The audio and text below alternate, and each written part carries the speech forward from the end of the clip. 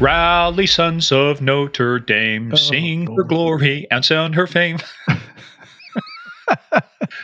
As we are Thought you were tuning recording in the this, radio, didn't you? as we are recording this in just a couple of hours, Notre Dame will be taking the field in Dublin, Ireland, to defeat Navy on the field of battle once again. Let's hope Navy puts up a good battle anyway. You got to root for And Navy always right? puts up a good battle. Anyway, hey guys, welcome to episode 113, constituting the 113th attempt to silence us. And as we always say, we shall not go quietly into the night. Welcome, welcome, welcome. I just don't know what's going on with me. Hey guys, welcome. Of course, you know who I am. Who are you? I'm the guy that puts up with your crap every show, I think. That's right. Goes by the nickname of Murph. Hey, everybody. Welcome back. Hey, guys. Welcome back. Hey, some real quick housekeeping before we get started. Just head on over to Apple, Spotify, hit those 5 stars. We really appreciate it, guys. And it's really meant a lot to us seeing some of your comments. We've done some things based on your suggestions, guests, new things that we've tried. So we really appreciate it. Also, head on over to our website, gameofcrimespodcast.com. We put everything there, including our book list. We've got, so many great books there, including our recent interview with Kathy Reichs. The Bone Hacker, the one that they made the Fox show Bones about. So we got some really good stuff coming on. Also, follow us on that thing they call social media at Game of Crimes on Twitter, Game of Crimes Podcast on Facebook, and the Instagram. But where you got to be, Murph, I'm telling you where you got to be besides 2:30 Eastern on Saturday, which you guys won't be hearing this. You'll be hearing it after the fact. But if you're listening somehow magically now, besides being there and watching Notre Dame become victorious, it's also heading on over to patreon.com/Game of Crimes. Don't laugh at me. And don't call this North Dakota either. That's heresy. I will have the Pope excommunicate everybody in Orlando. All right. He has his North Dakota gear on today. Dude, not only that, Murph, here, let me show you. Nobody else can see this. Look what else I got. Oh, geez. He's got Notre Dame underwear on. No, I won't show you. How do you know? No, got my Notre Dame socks on, my Notre Dame shirt, my Notre Dame hat. We are ready to go. But hey, besides that, where you got to be is patreon.com/Game of Crimes. You see who I have on today? No. Oh, you mean the ones that lost to Ohio, the ones that lost to Michigan? Yeah. Don't ever say that. Those people from Ohio will come down and kill you. I'm sorry. Go ahead. Harbaugh got the best of them last year. Free T-shirt. Free shirt. Yeah. Anyway, patreon.com/Game of Crimes. That's where you need to be. We've got really good stuff that came out.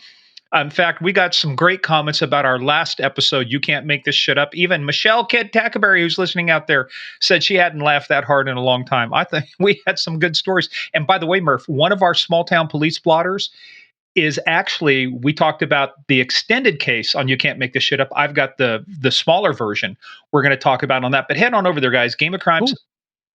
So it's patreon.com/Game of Crimes. We've got some really good stuff coming out. You guys are going to enjoy it. 911, what's your emergency? We've got our movie reviews, the Narcometer, the patented Narcometer. Depending on what level you're at will depend upon what kind of content you get. So just come on and join us over there. Also, make sure you go to Facebook. Go to Game of Crimes Fans. Type that in. Join our Facebook group run by our favorite mafia queen, the velvet glove over the iron fist, Sandy Salvato. Just join Game of Crimes Fans. Join the group with us. Lots of fun. And you know what? Every now and then, Murphy actually gets on there and has to defend his honor because we put hillbilly shit on there. Hey, I'm good with it. I don't have a problem with it at all. Hey, even this morning, we had Frederick Nicolosi, our buddy, who's normally a Go Tigers guy. Too bad.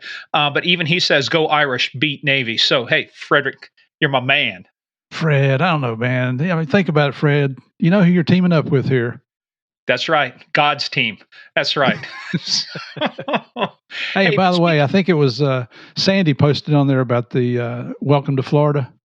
Yeah. The guidelines for hurricanes. We've been through that. Yes, you failed the test, obviously. So you're still there. Most people go through that year. We're still here. Still here. Well, speaking of still being here, guess what else is still here, Murph? Our next section. What? You know why? Because, well, actually, first we got to give the disclaimer. Remember, we are a show about crime. We talk about bad people doing bad things and bad people doing bad things to good people. We take these stories seriously, but you guys know we never take ourselves seriously. Let's have some fun. And how do we provide proof beyond all reasonable doubt that we don't take ourselves seriously? We have a special section we call Small Town Police Police Blotter. That is actually the James Bond theme. Why am I doing that? Because had Sean Connery lived, I believe he would have been 93 years old. Might have been yesterday. So this is us saluting Bond, James Bond. One of the most famous lines in history. But guess what else is famous, Murph? What? The name of this next town. Christina Salinas was arrested Saturday morning. She's 37, was arrested Sunday morning following a violent confrontation with her husband at the couple's home. You're never going to guess the name of this place in California. Kicked her ass, California. I don't know. No, Rough and Ready, California. Population 511. Salute, man. So, according to investigators, Salinas was upset her husband made her leave the Penn Valley Rodeo. She had consumed several large beers. That might have been a contributing factor. Wanted to remain at the rodeo and dance, reported the Nevada County Sheriff's Office. After returning home, Salinas and her spouse, Anthony, began arguing. During the scuffle, Hilt told deputies, I got to figure out how this happens. Salinas bit him in the hand. I get that. And the scrotum. Oh! Well, where was his hand? Maybe they were connected. I don't know. Maybe he was taking matters into his own hand. How do you allow yourself to be bit in the scrotum? I don't know. We're trying to keep this like an R-rated show, not XXX here. Yeah, well, they responded to the call. They arrested her on felony domestic violence and a misdemeanor child cruelty count because she also struck the child's young daughter. That's never acceptable. She lists her occupation as landscaping, which apparently now we ought to change it to manscaping if she goes after the dude's scrotum. Who used to be one of our advertisers. Yeah, hey, I still got their stuff, man. Great stuff. Yeah, mine's still boxed up. All right. Some people, they just have no self-awareness, Murph, and this next guy is proof of that. So remember Jared Fogle was the Subway guy, but he got arrested for his sexual, I think, child pornography and sex-related offenses, so, they kicked him out of there. So Daniel Audie Wayne Smith, man, 4 names there, Daniel Audie Wayne Smith, was arrested by Alabama authorities. He is a Birmingham resident. He's on the state's sex offender list due to his 2009 conviction on attempted sexual abuse charges. The victim was a 7-year-old boy. Now, Smith was released from prison in 2013, currently unemployed, according to the state registry. He previously worked for an HVAC firm there in Bessemer. So he shows up for his picture to be taken, for his sex offender registry photo, and guess whose picture he has on there? Jared Fogle, the dude from Subway. You're kidding. Oh, good Lord. Well, Fogle was Subway's their spokesperson. He was arrested in 2015 for possessing child pornography and paying a teenage girl for sex. He was sentenced to 15 years and 8 months. He's in prison at the federal lockup in Englewood, Colorado. He has a July 2029 release date. So here's a pro tip for Fogle: don't wear your own picture at your sex offender registry photo. Oh my gosh! What an I thought idiot. you would say he had a Trump on his shirt or something. No, and of course, Murph, our last one. This is one we talked about on You Can't Make This Shit Up, and it has meaning. So, Luke Crisco, by the way, what a hell of a name. Luke Crisco, he was nabbed and charged with unlawful sexual contact and criminal invasion of privacy. According to cops, a woman attending the Hanuman Yoga Festival entered the portable toilet Friday and noticed movement in the tank when she lifted the lid. After exiting the toilet, she sought help from a man who subsequently entered the toilet and saw the suspect hiding in the tank. When we said you can't make this shit up, I'm telling you that was true. So Luke Crisco, the man left. The suspect locked himself inside before fleeing 10 minutes later. Police described the toilet tank interloper, who was covered in feces, as a tall white male with a brownish tan between 6'4" and 6'8", with a yellowish glow. He also uses the nickname Sky. So he was collared yesterday by Vail police following a traffic stop. An alert cop realized Crisco matched the description and smell of the toilet suspect. This is as gross now as it was. Oh when my we did God! on How do Patreon. you get that stuff off of you? Oh, it's nasty. According to the chief, Boulder Police Chief, he said, "We're grateful to the public for helping us resolve this disgusting case in an expeditious manner." I'll tell you what, would you like to be the guy that has to search him and then hell take no. his clothes off? And he's not riding in my car. No, that's why God created rookies. Come here, rookie. Or open bed pickup trucks, or a rope and chain, and chain him to the back and drag his bed on down there. Oh, man. That's nasty. That's just so nasty. Well, hey, guys, we say that with all fun because this next part is in all seriousness. We're not going to do a long intro on this because we did a really long one there, just kind of setting it up. But I will tell you, this ties into episode 60. This ties into the movie The Sound of Freedom. And Murph, I know that you helped set this up too with Ty Holand from Operation Underground Railroad. I mean, what a story coming up. This is, I have the utmost respect for this man. We were introduced to him by Lou Velozzi, who we love to death. And like you said, I don't want to waste any time either, because everybody needs to hear this story. And this is one you're going to want to share with your family and your kids. So before we can hear the story, I got to have you, Murph. Ask you, Murph, are you ready to play the biggest, baddest, most dangerous, and most important game of all right now, the game of crimes? You know what? This is reminiscent of Natasha Herzig's interview. So, ladies and gentlemen, get in, sit down, shut up, listen, and hold on.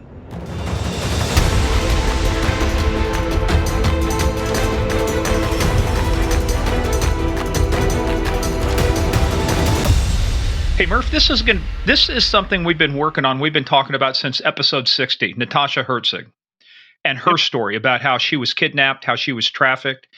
And I've been telling everybody ever since then, all my friends, anybody who has a daughter, listen to episode 60, because the threat of human trafficking, the threat of what's going on 20 years ago, didn't even know what it was. Now it's like, it's the primary income, for the cartels. So you kind of helped get this thing geared up. So tell us real quick about this intro before we introduce the man of the hour. Yeah, this was, I heard about Operation Underground Railroad a long time ago. Well, back during when we were doing Natasha's interview, and I'd seen the founder of OUR on, I think it was the Today Show, and I got interested and reached out, and it just didn't work out. We couldn't get our schedules together to do an interview. But then, lo and behold, we come across today's guest, Mr. Ty Holand, who, as it turns out, is the director of undercover operations for Operation Underground Railroad. And the way we found out about Ty was through this hooligan that we brought on the show, one of our very first guests, a retired ATF agent by the name of Lou Velozzi. Who, by the way, we made him everything he is today, being on our show. That's right. All right. That's right. But that's a guy we love to death. And he called me several weeks ago, and he was in a country in Central America. And I just assumed he was down there doing some law enforcement training. And then he called me a couple weeks after that, and we were catching up. And I said, "What were you doing down there? Who were you teaching?" And he's like, "I wasn't teaching anything. I was doing some undercover work." And that's how it led to the introduction to Ty here. So, Ty, welcome, brother. Glad to have you on the show. Thank you. Glad to be here, guys. I really appreciate this opportunity. Yes, say that now. Wait till it's over. We'll take your temperature then. Well, Ty, as we do with it, first of all, welcome. As we do with everybody, Cosa Nostra, thing of ours. How'd you get started in this thing of ours? What was the path that led you into where you are now? Were you like a hooligan in high school? You decided you want to be a cop? What's the deal?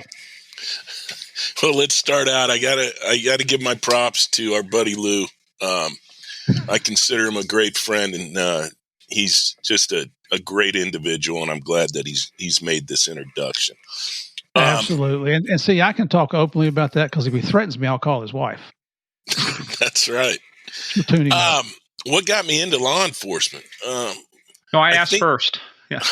I think, my dad, he was a fireman. So sorry to hear that, man. Did you turned out okay in spite of that, right? Well, yeah, he likes to tell me I wasn't smart enough to be a fireman. Oh. So I had to take the second best route and be a cop. So I think I saw the giving aspect, the giving back to the community aspect of it. And so that was attractive. I kind of was that guy in high school. I played sports. Where at? Is it Washington State? Okay. A high school in Washington. So, and I never liked when kids with like special needs, those type of individuals got picked on. I was always one of the ones that kind of stood up for them and put the guys in check who were doing that kind of thing. So I kind of had a nurturing, I guess, taking care of thought process.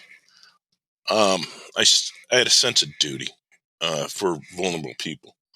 So, and it's funny, you being a DEA agent, I remember a pivotal moment was with the Kiki Camarena story.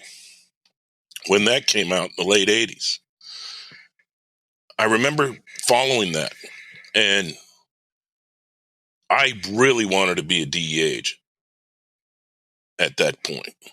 So prior to graduation, going to college, I found out exactly what the DEA needed. You needed a 2.95 grade point average or better. You needed a college degree. You needed to belong to a National Honor Society. And there was a couple other things there. So I graduated with exactly a 2.95 grade point average or better. Don't want to be an overachiever here, right? No. That's what I keep telling people. So it was literally 2.95. And was that rounded up or rounded down? I think I got a little help. So I made friends with the professors. So, and there was one quarter there where I think I got like a 3.2. So I immediately applied to a National Honor Society, and I got in, and it was literally a quarter. So I go to the DEA after graduation, and I said, I want to be DEA. So they put me through all the process, and it's about 6 months ago, I'm going through some papers and stuff, and I find my conditional offer of employment. When they handed me that, they told me I was going to go to New York, LA, Chicago, Detroit, Miami. And when I graduated college, I was working at a juvenile court facility. About what year was this? That would have been 90, 92, 93. And don't tell me you watched Miami Vice, too. I watched Miami Vice. I love Miami Vice. There you go. There you go. All right. Any good cop that in my days watched Miami Vice. We thought it when I got into Vice. I thought I was going to be rolling around in a Lamborghini, and that wasn't the thing. That's my whole point. That's deceptive advertising. You think you're going to do that, then when you go work UC, what do they give you? A shitty old '67 Ford that with no hubcaps on it, and half painted Oldsmobile. Oldsmobile. Oh yeah, and with rusted out floorboards that you could drop your trash down it. I mean, Oh no, we had some bad vehicles. But the reason he said that about Miami Vice is because troopers never watch Miami Vice. They don't even know what that's all about. They watch. Are you kidding? If it wasn't for us, there wouldn't have been a Miami Vice. Who do you think makes most of their cases? Come on. Sorry. I get the conditional offer of employment. I'm being told I can go to any one of those places, and no offense to the listeners out there that live in those places, but I had just met my wife, or the person that was going to be my wife, and she had a young child, 2 years old at the time, and I was thinking, do I want to raise my kid in any one of those places? I came to the answer of no. I don't want to offend anybody that lives there, because they're great places. I've been there several times since, and so I chose to do the local police route. But throughout my career, I worked with the DEA on several occasions on OCDF cases and whatnot, and I loved working for them. And I'm kind of happy I didn't work. I worked with them. I'm glad I didn't work for them because I saw the enormous amount of paperwork and steps they had to go through. They weren't as mobile and agile as the locals, which I was used to. We could increase the effectiveness of crime fighting if we eliminated paperwork by 75%. There would be more criminals captured. And let me tell you, totally you know agree. what, Ty? At one point, they were considering changing the Drug Enforcement Administration to the Drug Administration because there was so damn much paperwork. I thought it was the Document Enforcement Administration. Yeah. Yeah, and it was. Lord. I was just shocked at how. I mean, we're nimble as locals. I mean, if we want to turn around and we do a deal and we want to just forward that and move forward, do another one right away, we could do that. You guys had to stop, get your approvals and all that stuff. So they loved working with us, and it allowed them to be more effective, I think. I always preferred working with the state and locals, and a lot of that comes from leadership. So and I don't mean headquarters, I mean local leadership, whether it's your RAC, your ASAC, or your special agent in charge of the division you're in. If you're running and gunning and one case is leading into another and you need to keep going, I mean, sometimes it's better to ask for forgiveness than it is ask permission. You know what I mean? Well, absolutely. And as far as leadership goes, we've all worked for the people that it's easy to say no. It's safe to say no. Yeah. But the truly good leaders in my career have been the ones that, let's do it. I got in trouble one time for showing a supervisor an investigation. So I said, hey, I'm going to introduce you to a new concept here. And I opened up a little 3x5 card that I had folded over, and it had the word yes on there. I said, I'd really like you to, increase your vocabulary, and I want to expand your leadership capability. Let's try using the word yes. But you know what I did, though, Ty? Because I would do the same trick as a trooper to get consent. Everybody wants to say no, so I quit asking, can I do something? I said, would you have any objection if I did something? The natural urge for this guy was to say no. So finally he caught on to that. It's like, well, no, that's not what I meant. Well, that's what you said. I don't know what you meant, but that's what you said. That's when you good. showed him that 3x5 card, is that right before you got kicked out of the troopers? No, I was already out of the troopers and on the local PD. So because that was our state patrol was not a state police. So to get on the Kansas Bureau of Investigation, I was, to your point, I had the opportunity to join them, but they said, hey, you're going to move from where I was at in Southwest Kansas to Southeast Kansas.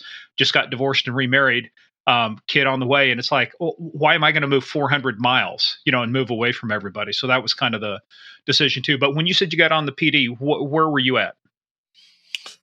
What police department? Yeah. That was Seattle. Okay. And when you got on, how big was the department at that time? It's about 1,300, about 1,295, 1,300. Yeah, I just did a webinar with a captain from the Seattle Police Department. I think they're down to like 950 or 900 or maybe even below that now. I think they're in the 800s. They lost a lot of people in 2000, 2001. It was a mass exodus. You mean 2020? Or 2020, sorry. Man, but that's a lot too. But so when you started, again, you got into this. Obviously everybody goes through the academy, gets on patrol. Did you do anything in the academy we ought to be talking about? Anything you want to come clean about? Say, oh, you got the smile already. There's something there. He's smiling. Well, the academy, it was fun. And, looking back on it, ends up being kind of fun. But I moved into this flea bag hotel or apartment complex. It was a couple blocks from the academy. Were these the kind that rent by the hour or by the month? Well, it was by the month, but it could have been by the hour. I mean, it was, and the only reason I did it was because I actually lived, I don't know, it would have been close to an hour away. I didn't want to have to commute possibly be late, because if you're late at the academy, it's not a good thing. So you guys weren't required to spend the night. You guys went home every day? Yes, we could. So here you are at Cecil's No-Tell Motel.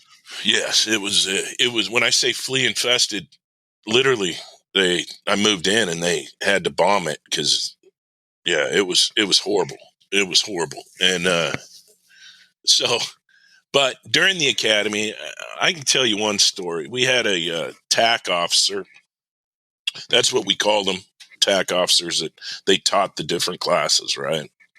So one day before lunch, he starts writing on the board, and they were the 10 nonverbal pre-attack indicators. You guys remember those? The 1,000-yard stare, 1,000-yard stare, bladed foot stance, that kind of stuff. So he's writing them on, and it was right before lunch. So we're like kind of checking our watches, looking at the clock, and then he just writes them up there, and he goes, "Hey guys, we're going to talk about this when we get back." So we all leave. When we get back, he had erased everything. And so I'm sitting there, and he goes, "Yeah, hey, Mr. Holand, name the 10 pre-attack indicators." And I'm sitting there like looking like a deer in the headlights. You got 1,000-yard stare. There's the first one. I remembered the bladed foot stance or something, because that was the shortest one.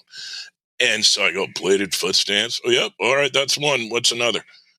And I stumble. And he goes, he started yelling and screaming. He goes, "Obviously, you're not dedicated. You're, I want you out of here. Get out of my class. Go. You're out of the academy." And I'm sitting there and I'm shaking, and he goes, get up. And he wouldn't stop. And I went, "No." And he kind of shocked look on his face. "What do you mean?" And he says, "Get out of here. Get out of here now. You're out of the academy. You're fired." And I'm going, oh man. Obviously I came to a spot where I knew I wasn't going to win this. So I start packing up my stuff, and he goes, "Mr. Holand, sit down. What we're going to talk about now is stress." And so you should have got stood up and gave him the bladed foot stance. Yeah, he did this whole thing. So to me, so everybody else in the class could see me sweat, turn just white as a ghost. Literally, we were on a second floor of a building. I thought my life was over. I was going to just jump out the window. Okay. Now, and how big are you, Ty? I'm a pretty good sized guy. How tall are you? 6'1". Yeah. So you got some pretty broad shoulders there. Our listeners can't see it, but so that was kind of a funny story there. So get done with the academy, go into the obviously patrol, right? Everyone starts in patrol, and spent time in patrol. Went for a minute to the bicycle unit. Kind of Seattle. Seattle was famous for the bicycle. With all those hills? Oh my God. I know. Talk about the worst place to ride a bike is Seattle. So, and then there was a chance to go to domestic assault as a detective. Put in for that, got that. Spent a couple years there. Went to narcotics, then on to major crimes. Where major crimes was great. It was a newly formed unit that we had a big auto theft problem in Seattle at that time. It was about 2004, and it was off the hook. So we put together this unit to go after that. We ended up being extremely successful, but then that kind of morphed into we were more person specific, not crime specific. So if you were a prolific auto thief, burglar, narcotics, whatever, and you came on our radio or on our radar, we tailored the investigation to go after you, whether in an undercover capacity, whatever. So that was awesome time of my life. That we were new unit, we were running and gunning. We were all young, hungry. We would wake up in the morning, and next thing you know, or true story, wife would say, "Hey, I need our daughter picked up at school." Oh, sure, I Yeah, got right. this. I got this, no problem. And then, what time? Oh, 3:00. Okay. So I'd go to work. Next thing you know, about 1:00, I'm calling her from South Oregon, going, "Yeah, about picking up the daughter. It's not going to happen. We're following the money down to California. Don't know when I'm going to be home." Um, so though we were doing then that. you hold the phone away from your ear. Yes. Oh. I'm lucky that she's stuck with me these many years. She's incredible. But those are the type of stuff we did. And then I went to after that went to Internet Crimes Against Children. If there was one thing I was lacking, it was computer. Obviously computer stuff. This was around 2009, and Did you ever go to training from an organization called IASIS? IASIS. The International Association of Computer Investigative Specialists? No, I have not. We used to train back in the days before it officially became ICAC, but we had a lot of the child pornography investigators and stuff. We were doing stuff with the FBI, back in the day. But yeah, that was the people don't realize, and a lot of folks saw it coming. It's kind of like, yeah, this is going to get worse before it gets better. The initial and the hard part about ICAC or even the child porn investigations. We're talking about this in the pre-call. It's the images you see that you never get out of your mind. Oh, that's. I remember the first image I saw when I was in the unit, and once you see something, you cannot unsee it, and the depravity out there is. I'm glad that most people haven't seen what we've seen. I mean, could you imagine the miserable world we'd be in if everybody was walking around that saw what we've seen? Did you guys have like a time limit on the amount of time they allowed you on the task force, or have to go through a psychological eval, on a regular basis? Not back then, not back then, but now I believe they do have embedded. What do you call that? Embedded doctors that the investigators can go see. But back when I was doing it, they didn't have that. So, and then after work, I did the undercover work in internet crimes. So I would target individuals that were looking for children to have sex with. And so I when did you say that. Undercover, you were doing it online though, right? I was doing it online, but I would also meet with these guys. Did you do the Chris Hansen thing? Hey, what are you doing here? No, not necessarily. I did it different. I would obviously we'd befriend each other online, and I would have something that he would want or he would think I did. So then I'd meet him. I'd meet him at Denny's. I'd meet him at Red Robin. I'd meet him at any restaurant.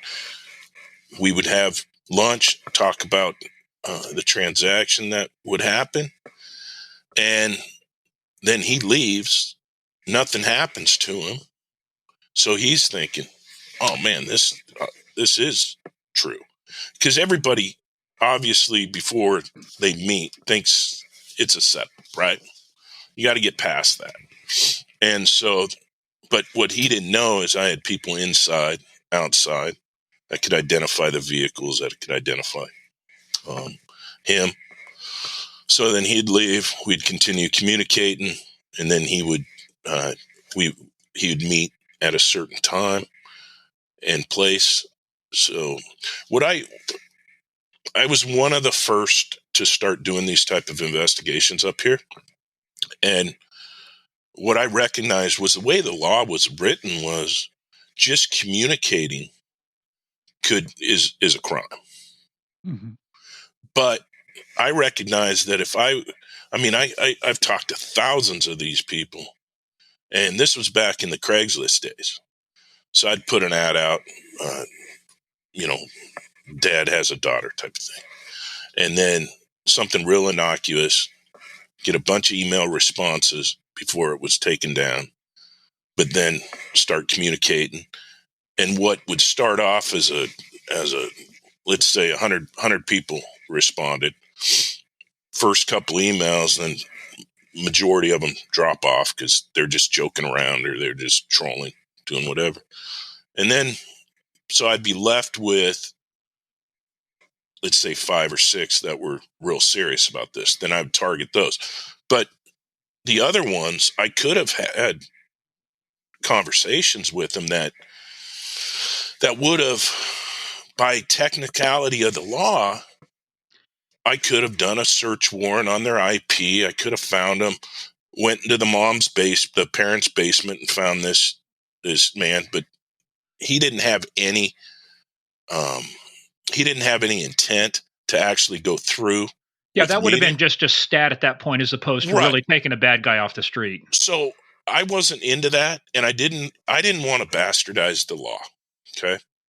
So on all the cases that I did, I made the bad guy take a substantial step, which actually coming to a location on a date and time, he had to actually come to a location. How would you get past when they wanted to, because they know they're not a cop. They don't know that you're not a cop yet. They want to, you're trying to do things to convince them of that. But how would you handle the request? Because we would see this too on some of the other investigations. Hey, you got to send me something first. Send me something to show me that you're not a cop, because a cop wouldn't be sending.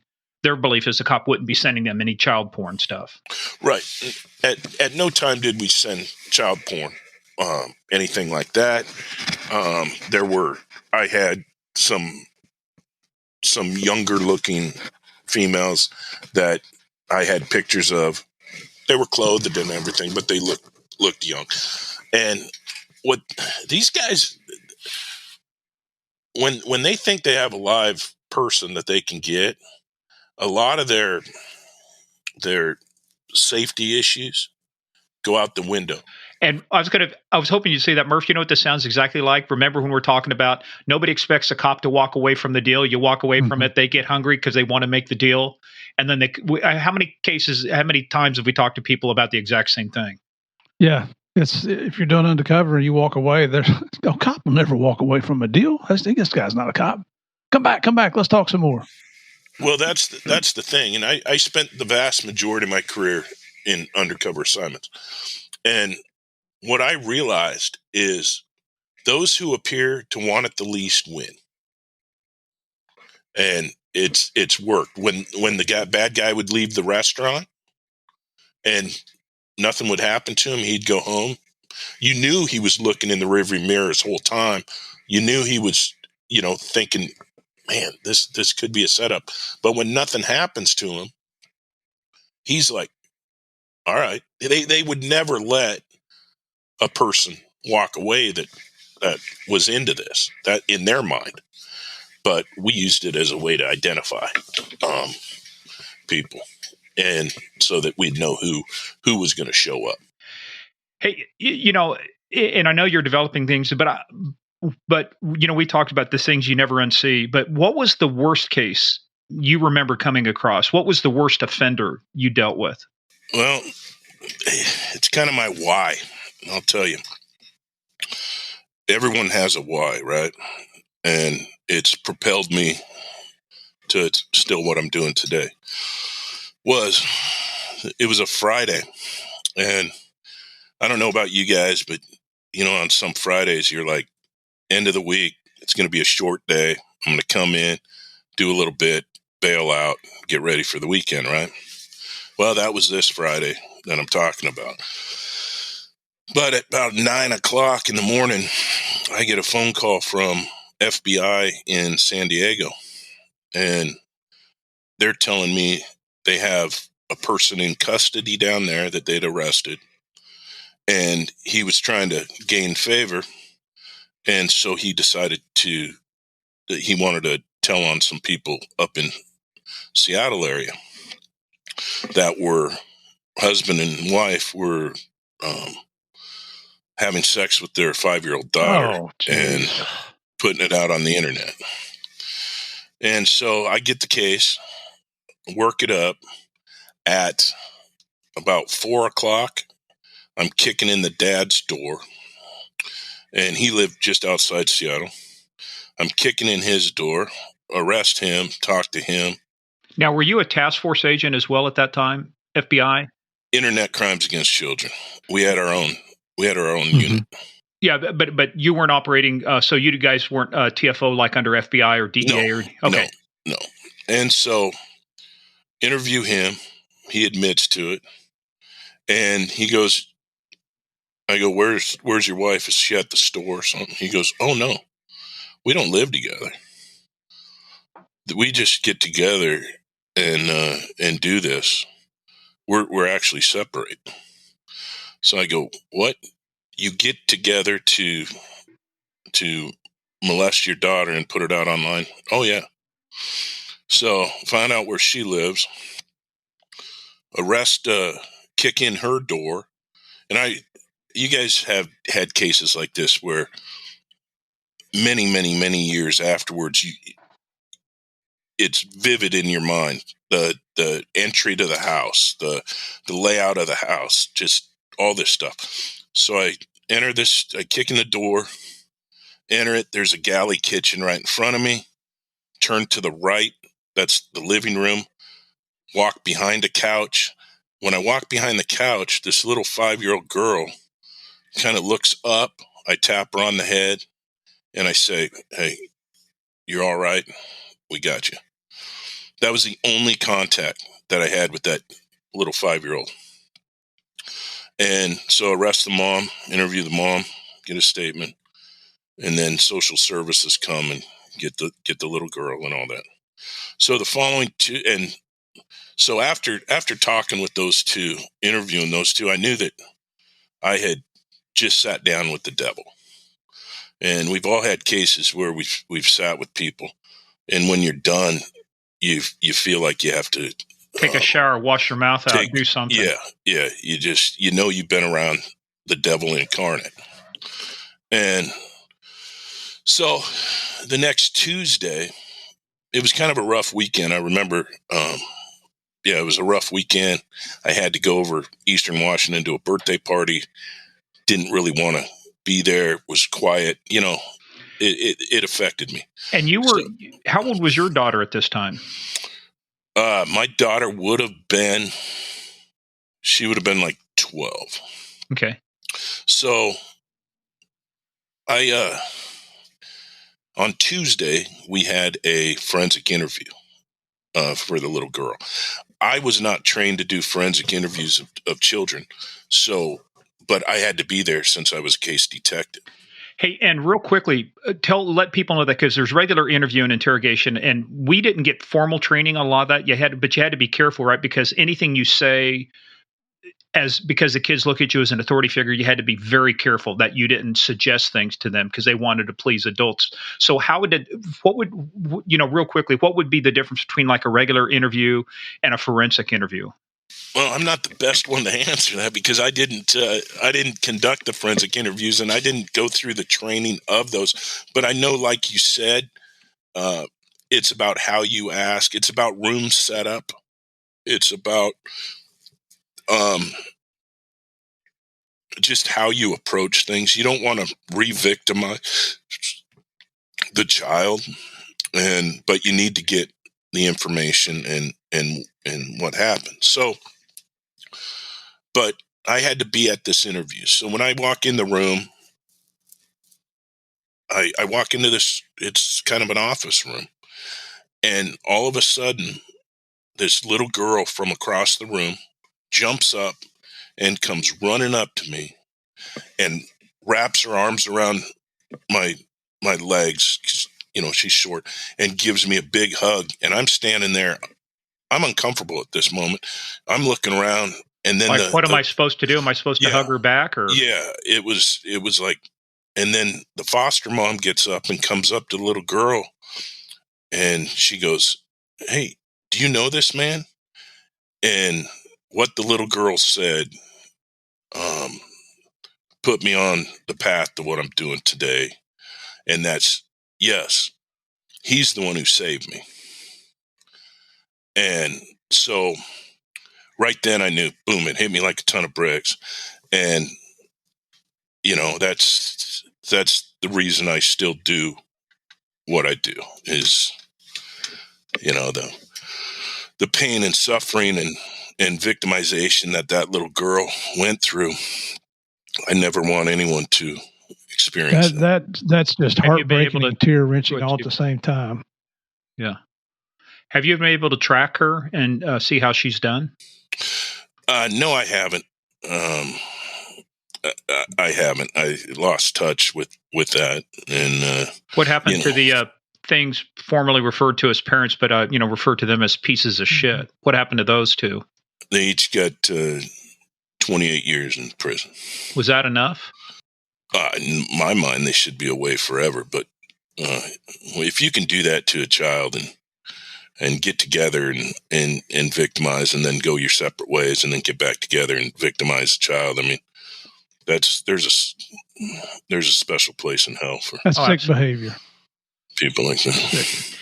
Did you ever? There was a thing went around on the dark web for a while, and I remember this guy I think got arrested in Singapore, a couple other places. Were you ever familiar with that film called Daisy's Destruction? It's funny you ask that. I've known about that case for quite some time, and he was an Australian, and it was he got picked up in the Philippines. Philippines, yeah. And yeah, he was an evil man. I mean, it's sad. I mean, it's horrible. Well, this guy was a special piece of shit too, but it's like this is where the dark web came in. This is where people say, what can you find on there? I mean, you find bad things on the internet, but you find some really bad things in certain places on the dark web, and that's where this guy was purveying some of his wares at that time.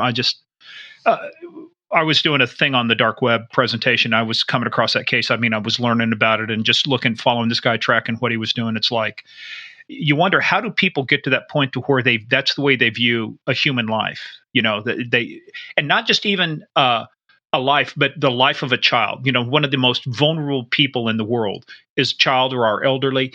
What is in their head that allows them to think that way? We'll never figure it out, but that's something that's always troubled me, is that how does that piece of shit sperm donor and ovulator, how did their thought process get to the point where they allowed that to happen to their child? And how did those two get together? And who comes up with the idea, goes one day, hey, maybe we should have a kid and we'll do this to the kid? That's the stuff that makes you wonder about human nature. Well, yeah, I cannot answer how a person, especially in that case, the Daisy's Destruction case. I don't know if you've seen the, it's called 60 Minutes Australia. You ever heard of that? Yeah. Yeah, 60 Minutes Australia. You can get it on YouTube, but they have an expose on that guy. Oh, okay. It's about 25 minutes long or something, but they talk to the investigator that tracked him from Australia into the Philippines and how they found him, and two of his victims, or two of his accomplices, were young females, 16, 17, 18-year-old females that he instructed to go out and get. I think it was a 8 and a 12-year-old. This girl went out and got an 8 and 12-year-old cousin for the purpose of telling them, hey, we'll feed you and everything. So just for food. These animals look for extreme vulnerability. And that's why they're in these different countries, is they're going after, they know these people are super poor, they're super desperate, and they have power over that. So that's how he got these, did extremely awful things to him with the help of the young 17-year-old, I think, at the time. So, but these guys that do this are master manipulators. Bingo.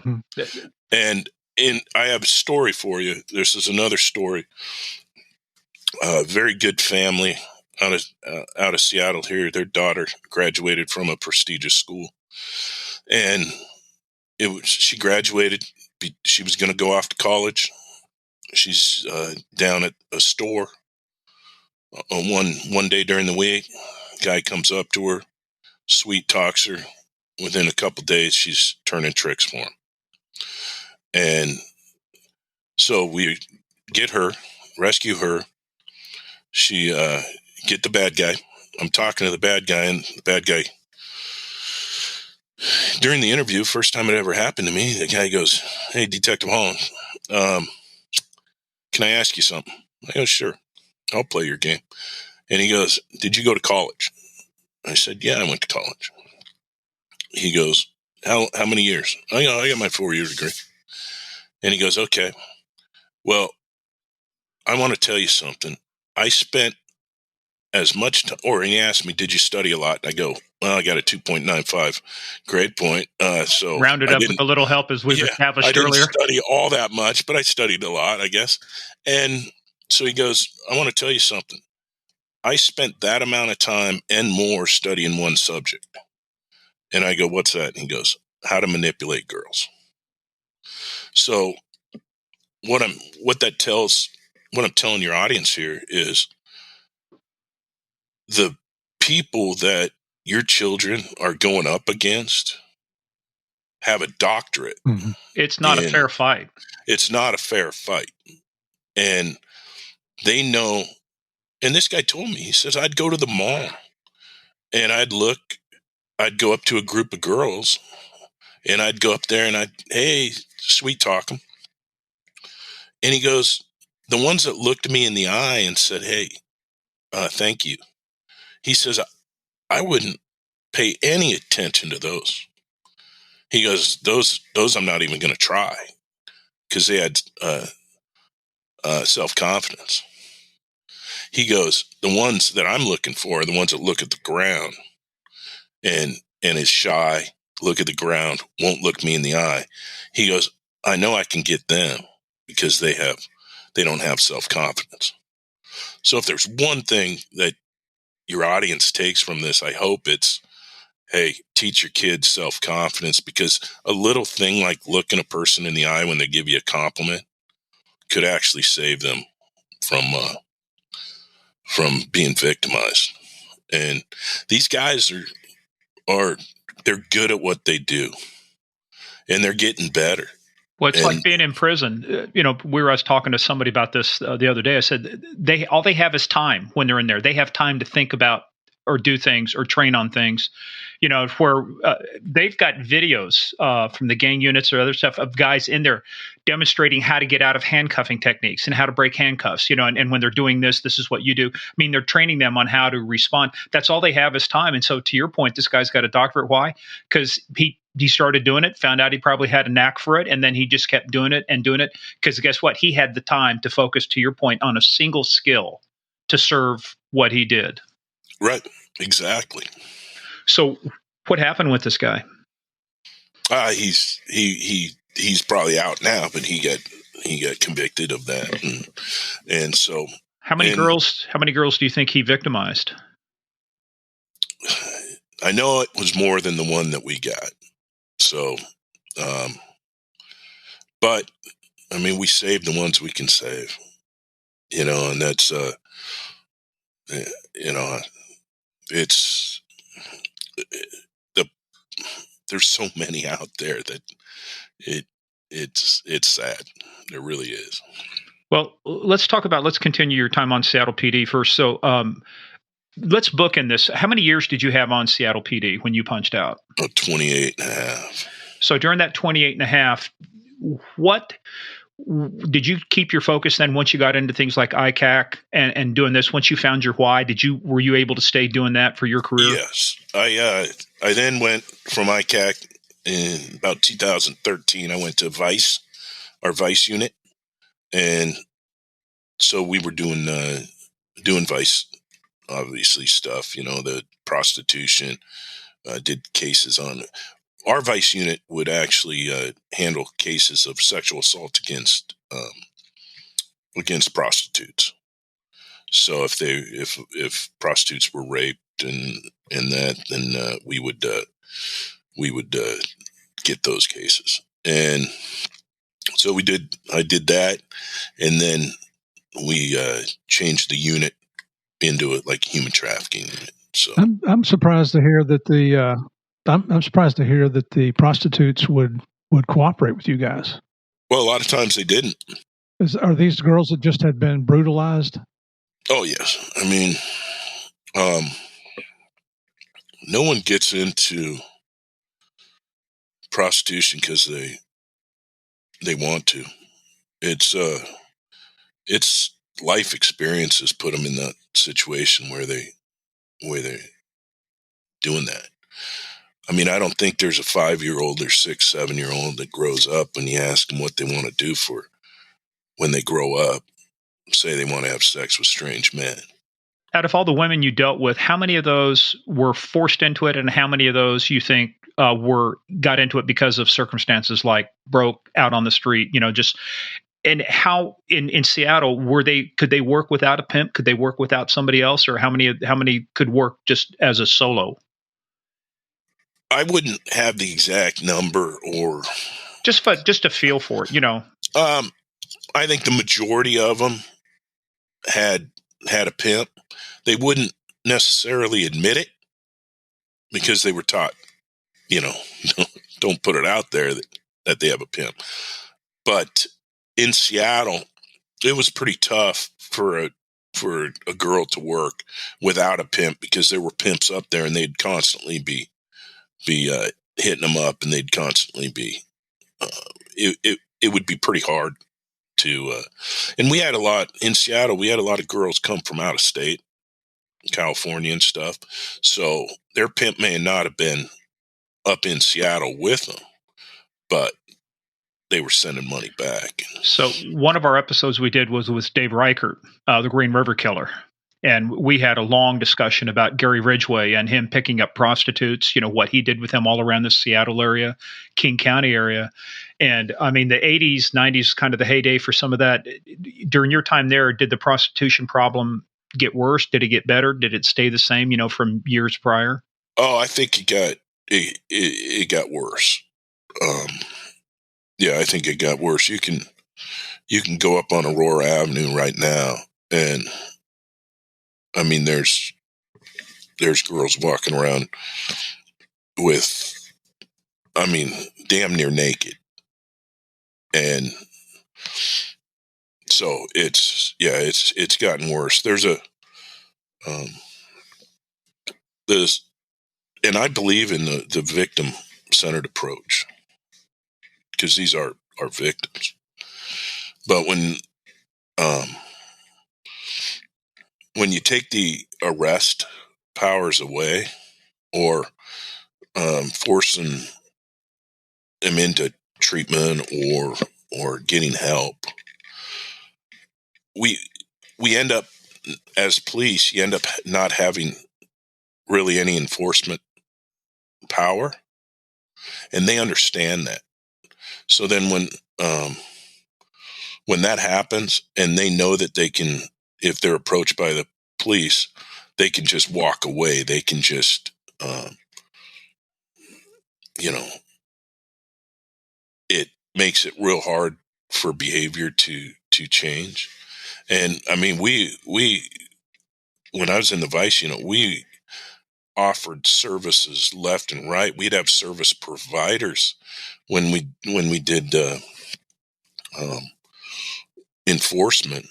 We would bring them to a location, and there'd be service providers there. They had every opportunity to get help, to get the needed help. How many of them would take advantage of it? 1 out of 10, 1 out of 15, 20? Yeah, it was, the numbers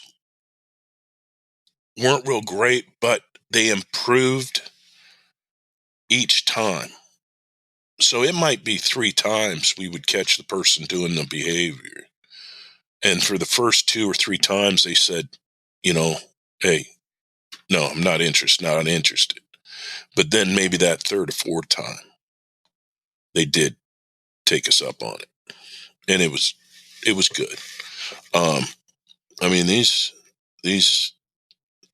people are victims. Well, so that, I'm glad you said right, that. I'm just thinking about, people always talk about, well, what's wrong with prostitution? It's a victimless crime. Ask that to these poor girls that are put into that situation, that are sex trafficked, that are part of human trafficking, that are beaten within an inch of their lives. When you have a pimp, that does offer some form of protection, a certain limit, but the money they're making is certainly not theirs. They get a very small amount of the money. So for somebody to say that prostitution is a victimless crime is extremely naive, in my opinion. So for quite a few years, I was on the International Association of Chiefs of Police Community Policing Committee, and some of the innovative programs we saw, actually some of them got awards for, were some of these. And it was one of my friends, Rich Beal, used to be the chief of police in Dayton, Ohio. He took a different approach. Like you were saying, you got to, people would vilify them. Well, she's a prostitute. She's this, as opposed to stepping back and going, wait a minute, who's the real victim here? To your point, she's getting manipulated. You know who else has degrees in manipulation? Pimps. Whether it's physical, whether it's psychological, they know how to manipulate these people.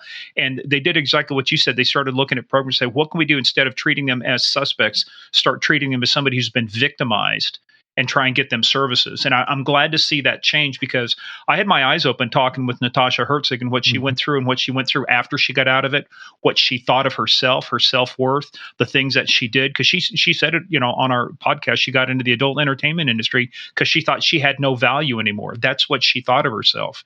And that's the long-term damage that's done to these women, is that from a self-esteem, to your point of self-confidence, I don't know if these ladies ever get it back, or if it takes, years.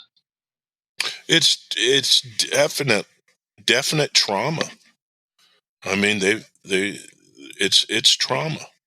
And so, however, the best way to help that trauma, I mean, I believe we as a society, we owe that to them.